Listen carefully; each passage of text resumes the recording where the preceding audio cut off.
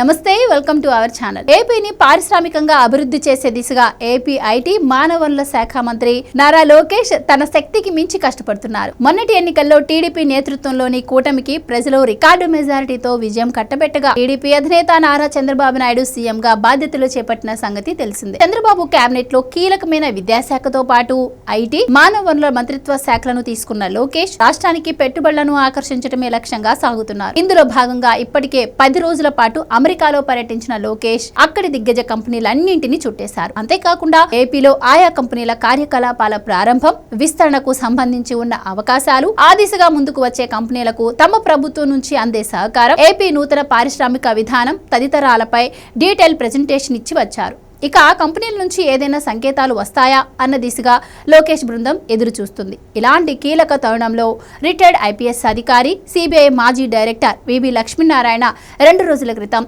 Social media వేదికగా AP ప్రభుత్వాన్ని అప్రమత్తం చేస్తూ ఓ పోస్ట్ను పెట్టారు. నేషనల్ మీడియాలో వచ్చిన ఓ కథనానికి చెందిన క్లిప్పింగ్ను షేర్ చేసిన లక్ష్మీనారాయణ ఐఫోన్ తయారీ కంపెనీ యాపిల్కు ఏపీ ప్రభుత్వం ఆహ్వానం పలకాలి అంటూ కోరారు. యాపిల్ ఆపరేషన్స్ ఇండియా పేరిట యాపిల్ తన సొంత కంపెనీనే భారత్లో ఏర్పాటు చేయనుందని తెలిపిన ఆయన, ఈ కంపెనీ ద్వారా ఆ సంస్థ రీసెర్చ్ అండ్ డెవలప్మెంట్ విభాగాలతో పాటు డిజైనింగ్ విభాగాలను ఏర్పాటు చేయనుందని వెల్లడించారు. ఈ విభాగాలతో కూడిన యాపిల్ ఆపరేషన్స్ ఇండియా రాష్ట్రానికి వస్తే రాష్ట్రంలోని ఇంజనీరింగ్ పట్టభద్రులకు మెరుగైన ఉపాధి అవకాశాలు లభిస్తాయని తెలిపారు.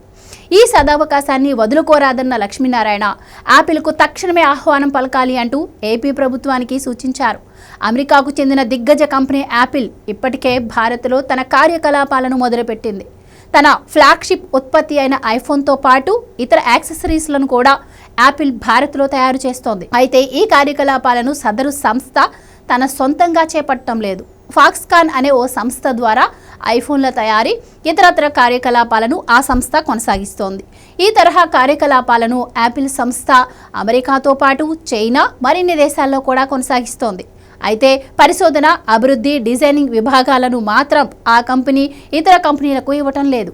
ఈ విభాగాలను ఆ కంపెనీ అమెరికా సహా చైనా, ఇజ్రాయెళ్లలో తన సొంతంగానే నిర్వహిస్తోంది. తాజాగా కేంద్రంలోని నరేంద్ర మోదీ సర్కార్ ప్రతిపాదనలు యాపిల్కు పరిశోధన, అభివృద్ధి, డిజైనింగ్ విభాగాలను విస్తరించాల్సిన అవసరం ఏర్పడడంతో భారత్లో ఆ కార్యకలాపాలను ప్రారంభించేందుకు ఆ కంపెనీ యాపిల్ ఆపరేషన్స్ ఇండియా పేరిట ఓ కొత్త అనుబంధ కంపెనీని రిజిస్టర్ చేసింది.